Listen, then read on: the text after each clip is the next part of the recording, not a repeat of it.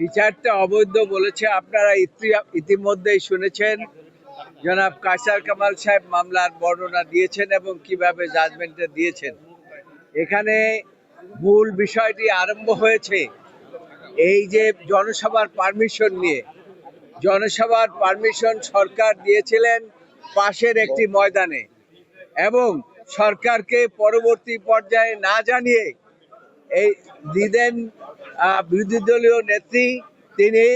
ওই স্থান পরিবর্তন করে তিনি এই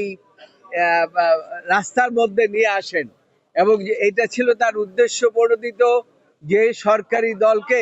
একটা বেকায়দায় ফেলাবার জন্য তিনি এই কাজটি করেছিলেন এবং সেই জন্য এই যে গ্রেনেড হামলাটা হয়েছিল আমাদের বিশ্বাস তারা রাজনৈতিক উদ্দেশ্য প্রণোদিতভাবে এই গ্রেনেড হামলাটা তখন হয়েছিল এবং সেখানে প্রথম চার্জশিট, দ্বিতীয় চার্জশিট, তৃতীয় চার্জশিট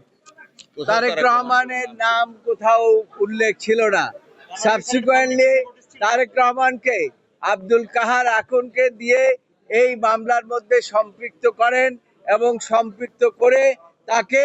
এই মামলায় সাজা দেওয়ার ব্যবস্থা করেন। আদালত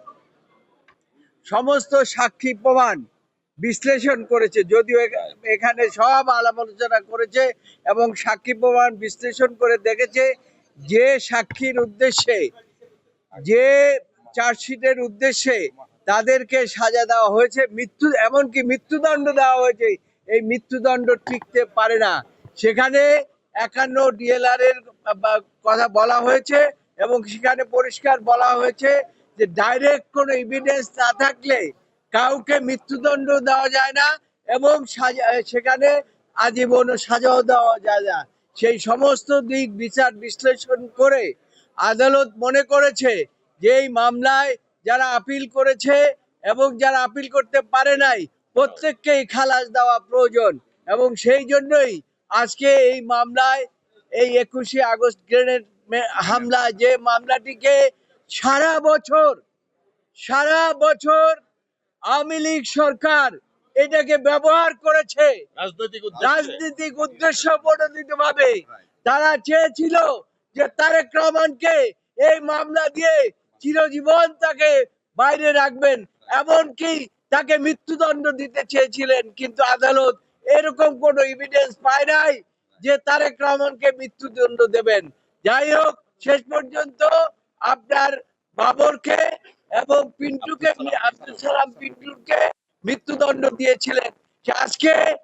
এই জাজমেন্টের মাধ্যমে তাদের সেই মৃত্যুদণ্ড থাকলো না এবং যারা যাবজ্জীবন 19 জনের মৃত্যুদণ্ড এবং সকলকে আদালত মনে করেছে, আদালত বলেছে যে আমি এভিডেন্স গুলো সব পর্যালোচনা করেছি, আমি এখানে উল্লেখ করলাম না, কিন্তু এগুলো জাজমেন্টের মধ্যে আপনারা পাবেন এবং সমস্ত কিছু বিচার বিশ্লেষণ করে আজকে সকলকে বেকসুর খালাস দিয়ে। এই সরকারের উদ্দেশ্য ছিল দুটা,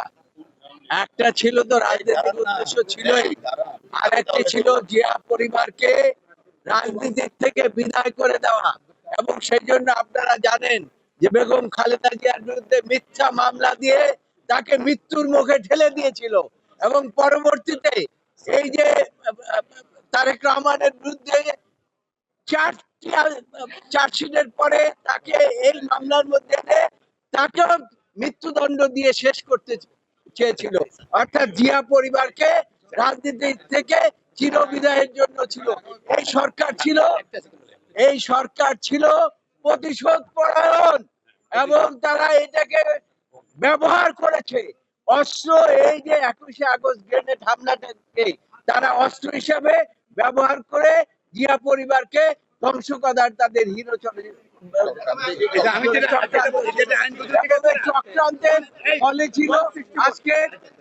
এবং সেটা আদালত বুঝতে পেরেছে, আদালত বুঝতে পেরে